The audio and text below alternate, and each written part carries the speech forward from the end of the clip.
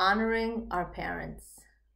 This is a term we have heard and probably have been told to do so growing up or learned about this incredible mitzvah. Honoring our parents goes hand in hand with respecting our in-laws for those of us who are married. So when I say honoring parents, I mean in-laws as well. We may have questions. How do we honor our parents? Why should we honor them? What is the mitzvah regarding honoring them? How do I benefit? What are my boundaries regarding it? And all in all, why is this such an incredible mitzvah? And I'm here to share with you some of the ideas to answer all of these questions, to share some of the answers, as well as provide practical tips at the end on what does honoring our parents look like. I would like to share from Parshat Hanan by Rabbi Fran on the Parsha. It says in Devarim 5:16, honor your father and mother as God your Lord has commanded you, so that you may live long. Why should we honor our parents? It is written clearly, so that you may live long. Now we're given an incentive. Honor your father and mother so that you may live a long life. And probably for those people who have not lived long that we have known of, they did honor their parents, and they probably would have lived a shorter life if they did not do the mitzvah to the extent that they honored it. However, in Parshat Vayetchanan, it's written as God your Lord has commanded you. In other words, do the mitzvah of honoring parents because you're told to do so. Don't look for incentives, don't look for reward. But why is it that it says just do it? Do it because you were commanded to do so by Hashem. Our sages say that honoring parents is considered an easy commandment. Why so? We know that when someone gives you a debt of $100,000 when you really needed it, repaying that person is so easy and happy. In other words, you're just willing to repay them happily. Why? Because you feel indebted to them. They were there for you when you needed them. And here you are, giving it back to them. In the same way, every person also understands that they have a moral obligation to repay his parents for the fact that they're so indebted and grateful for all the parents had did for them. We know that the cost of raising a child is probably around $100,000 to $200,000. Not to mention how much time, how much effort, how much energy is spent by parents. How much of these features have been invested into their children. It is termed the easy commandment because it means that the least people can do is honor their parents, right? It's like when you go to a restaurant and you eat a meal, the least you can say is say thank you to the waitress or the waiter. So it's the least you can do is honor them for giving you everything, for raising you. It is not hard to make a small payment on such a large debt. But the Torah tells us here that it is not the proper motivation for honoring parents. I shouldn't honor my parents because I'm told to do so, because it's easy, because I feel indebted, or because I know I'm going to live longer. We should not feel obligated to honor parents because it is the least we can do. We should honor this commandment only because God, your Lord, has commanded you to do so. The Torah waited until Parshat Vayetchanan to make this point because it becomes most clear that after 40 years in the desert, when the Jewish people lived 40 years in the desert, during those years, raising children had been easier than ever, much easier than it ever has been, ever will be, or ever is in our lives, present lives today. Now, in the desert, children did not need to get fed. They did not need water. They had water from Miriam's well. They did not need manna. They did not need food, so they had manna from heaven, which tasted like anything that they wanted. They didn't need shoes and clothing all the time. Their clothing and things never had become worn out. Children probably didn't even need braces. Life was just paradise. And still, exactly at this time, the Torah demanded that parents must be honored. Clearly, the obligation was to obey Hashem's commandment rather than repay a debt of gratitude, right? So we're told to do so even when we honestly needed our parents the least during that time, 40 years in the desert. Now, how much do you have to do for your parents? The Talmud responds in Kedoshim 31a to this question with a famous story about a Gentile from Ashkelon by the name of Dama bar Nesina. The sages once needed a stone for the Urim ve'Tumim, and they heard that Dama had exactly the stone that they needed. The delegation came to see him and offered him a large sum of money for the stone. But the stone was under a strong box with the key under his father's pillow. Dama did not disturb him. A year later, a perfect red heifer, suitable for a para aduma, was born in Dama's herd. The sages came to purchase it. They really were ready to pay any amount of money to get their red heifer. How much do you want for it? They asked. And Dama replied, I know that you would give me any price that I ask, but I only want the amount of money I lost by not waking up my father last year.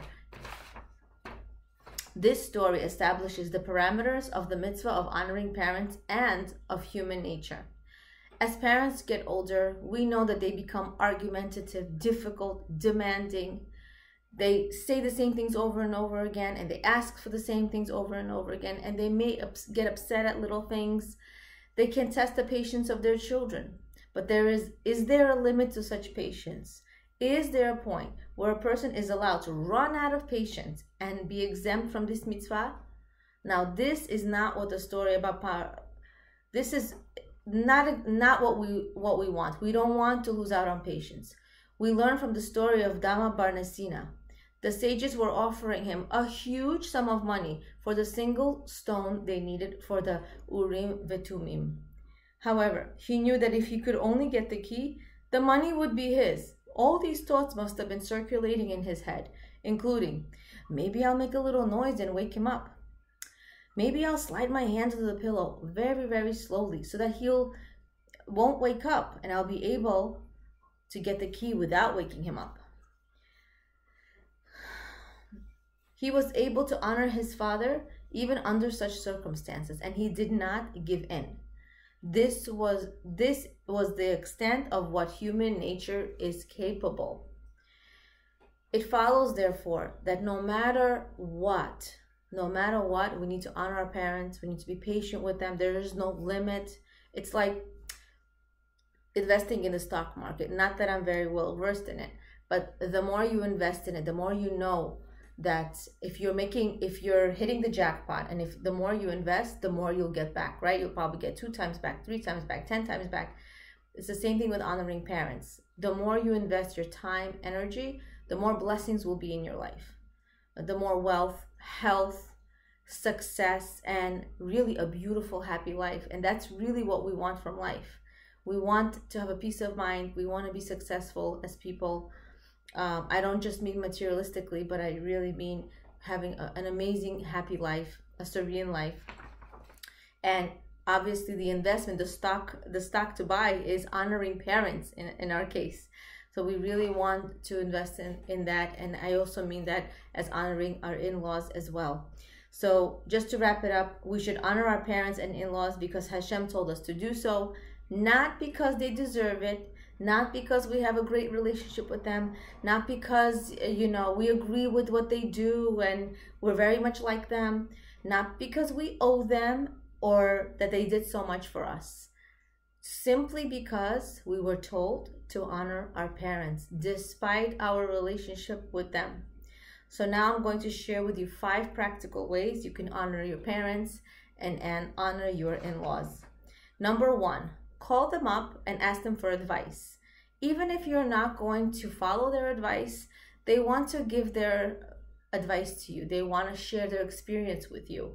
They are often seen as, oh, the old generation, the generation that didn't make sense, that doesn't apply to this generation. And they probably feel it, and they know that every generation changes, and not every advice is practical to that generation. However, asking them for advice shows them that you matter, you're important to me, I care about what you think, and just give a listening ear to their advice. That's all you need to do. You don't have to agree with them, you don't have to follow their advice, but they just want to feel that they are important, and this is a great way to show that kind of respect. Number 2, call them up for a recipe or how to get something done. They want to know that, they obviously lived a valuable life, that they obviously have an opportunity to teach someone something. And, there's a mother that told her daughter, I'm your teacher, I'm your first teacher. And it's true. Even though the person is very successful and the mother raised the daughter, the mother said, you know what? The first teacher is the mother. Even though you may have a degree, you may be successful, you may, have different people who have taught you things, but the mother is very, very important to the child's life. It's the first teacher. Hopefully it's mostly good things that we've learned from our parents. Number 3, listen without judgment. Listen when they're talking, without interrupting, without giving your own, 2 cents, your own ideas right away. You want to just listen to them, make eye contact, smile, and just say, that's interesting. You don't have to agree or disagree, especially when parents have very different ideas than their children. The children feel very smart, and, even though they may be married and have their own families and want to prove their parents right or wrong, that's not what the point of honoring parents is. It's important to be smart, and it's not the time to be right now. We really need to focus on just listening, smiling, listening without judgment, not replying, not arguing. You're not going to change someone's way of living or thinking after they've lived for 50, 60 years that way. So that's not the goal of a child, to change their parent. You can influence them in positive ways. Number 1 way is really to be an example, but we're not here to change our parents. We're here to honor them. That is what Hashem told us. Number 4 is greet them. When they come in to the house, or when you see them, go up to them and greet them. This is a big sign of respect. They raised your spouse. Really, for you. Did they know that you were going to marry them? No. But really, everything that you love about your spouse, it's really in gratitude to them. And no, we don't owe them this gratitude, but it's good to give it. It's good to give it. We learn in the Torah that even if you benefit from somebody or something once, we should be grateful. That's how we really have to treat everyone with respect and do our best to do so. And the things that we've used, that's why we try to use everything properly and not throw things around. And because we really benefiting, if we've benefited from anything, we need to be grateful, right? We learned this from Moshe Rabbeinu. He hit the rock in the waters that actually also saved him and made him, brought him into a place where he became the man he was. So even inanimate objects that are not living, we need to be grateful, and we learn this, and so much more so, honoring our parents, honoring our in-laws. It's important to greet them and say hello, how are you, smile. It's a sign of respect. As well as, of course, our parents, to greet them, to say hello, to stand up for them, give them the seat. And this is really how we also show our children how to treat parents. You could talk until tomorrow on how to treat your parents, your in-laws, how the children should respect their father or their mother. But the prime example is what the child sees in their home. How do I act with my parents, with my in-laws? Number 5, praise your spouse if it's your in-laws, or if it's your parents, thank them for raising you. Just call them once in a while and say, thank you so much for everything you did for me. I remember when you did X, Y, and Z, and give them examples. Many times when parents actually, raise their kids and the kids get married, I had a mother who told me, you know, my son got married, and all of a sudden, I was used to making him breakfast in the morning, and at one point I woke up to make him breakfast, and I realized he's not in the house anymore, and she started crying. It's just a realization just set in. It's very hard for them, and especially in the beginning, to adjust to that change, that new dynamic in their lives, and it is hard. Just like we are so happy to get married and welcome this new life, the parents do have to let go, and something missing in their life, and especially in the beginning. But of course, they want their child to get married. They want their child to go. It's their biggest form of happiness to see them start their own life.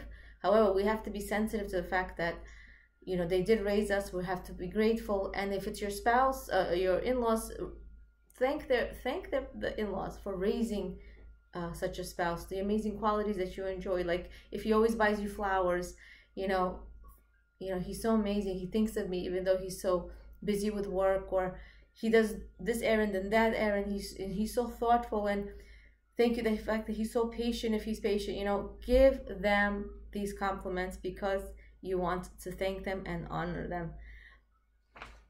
Hopefully we'll be more, you know, knowledgeable on how to honor our parents, honor our in-laws, appreciating the insights of Rabbi Friend on the Parsha. Leah Abramov, Being and Becoming, awakening awareness of your greatness and potential.